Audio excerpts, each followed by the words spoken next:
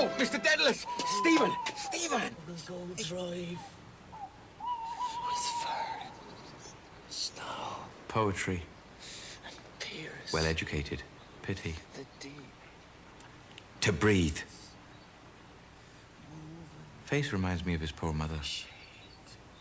In the shady wood. The white breast. The deep white breast. Ferguson, I think I caught. Sea. A girl, some girl. In the rough sands of the sea, where the tide ebbs and flows. Rudy.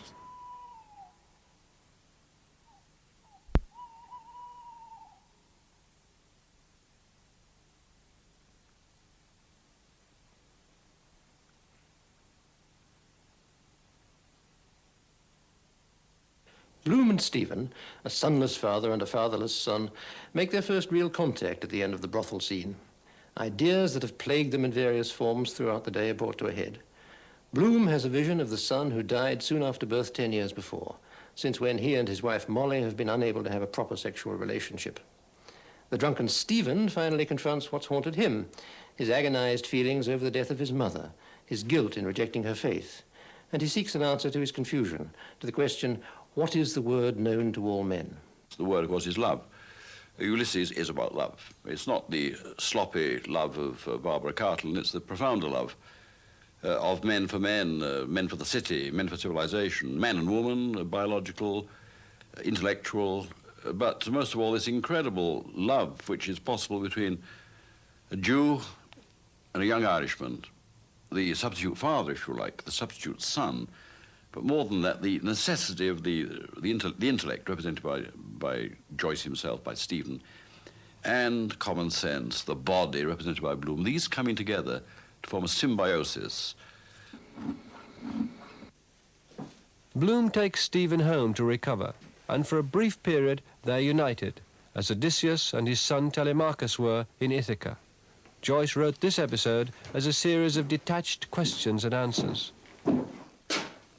How did Bloom prepare a collation for the Gentile? He poured into 2 teacups 2 level teaspoonfuls, 4 in all, of Eps's soluble cocoa. What supererogatory marks of special hospitality did the host show his guest? Relinquishing his symposiarchical right to the moustache cup of imitation Crown Derby presented to him by his only daughter Millicent, Millie, he substituted a cup identical with that of his guest. Did either openly allude to their racial difference? Neither. What, reduced to their simplest reciprocal form, were Bloom's thoughts about Stephen's thoughts about Bloom, and about Stephen's thoughts about Bloom's thoughts about Stephen?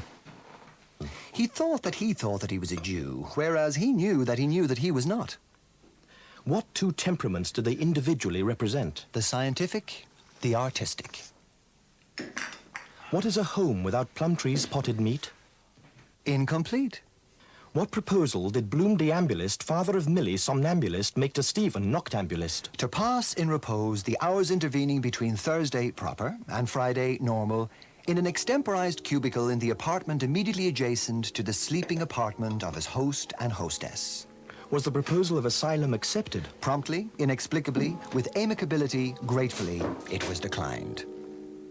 And I think you have to end up by saying that Ulysses is really, despite the Jewish hero and the renegade secondary hero, Stephen, it is a Catholic testament in a curious way. It does present the importance of the city, the importance of the male community, and more than anything, the desperate importance of transmuting ordinary experience into what he called epiphanies, views of the truth, the shining truth coming out of ordinary things. That's what art is to Joyce. But not to many other writers. After the First World War, Joyce moved to Paris with Nora and their 2 children.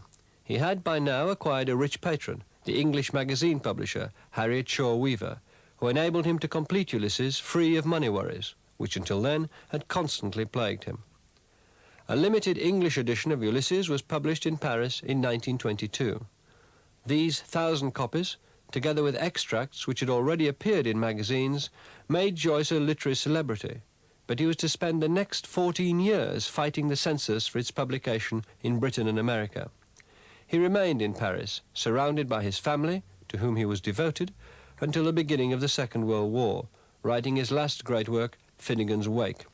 By this time he'd become the grand old man of European literature, visited and feted by both established and aspiring writers until his death in Zurich in 1941. When asked what Ulysses was about, Joyce replied, If I gave it all up immediately, I'd lose my immortality. I've put in so many enigmas and puzzles that it will keep the professors busy for centuries arguing over what I meant. And that's the only way of assuring one's immortality. You could say that Ulysses is a book about how to tell a story. As such, it's been enormously influential in the latter part of this century, when writers have become ever more aware of their craft. Most of 20th century literature in English since 1922 is unthinkable without James Joyce. With those of us who know Joyce, when we sit down to write a novel, as I do, I feel desperate. I feel I cannot match Ulysses. I must do what I can. What did Bloom feel? The cold of interstellar space, thousands of degrees below freezing point, the incipient dawn. Did he remain? With deep inspiration, he turned and entered the bed, lightly the less to disturb, reverently, the bed of conception and of birth, of consummation of marriage and breach of marriage, of sleep and of death. What did his limbs, when gradually extended, encounter? New clean bed linen, additional odors, the presence of a human form, female, hers, the imprint of a human form, male, not his. Some crumbs, some flakes of potted meat, recooked, which he removed. What were his reflections concerning Blazes Boylan, the late occupant of the bed? Reflections on his vigor, a bounder. Commercial ability, a bester. Impressionability, a boaster. Then? He kissed the plump, mellow, yellow smellow melons of her rump, on each plump melonous hemisphere, in their mellow yellow furrow, with obscure, prolonged, provocative melanous osculation. What followed the silent action? Somnolent invocation, less somnolent recognition, incipient excitation, catechetical interrogation. Which event or person emerged as the salient point of his narration? Stephen Dedalus, professor and author. Weary? He rests. He has traveled. Where?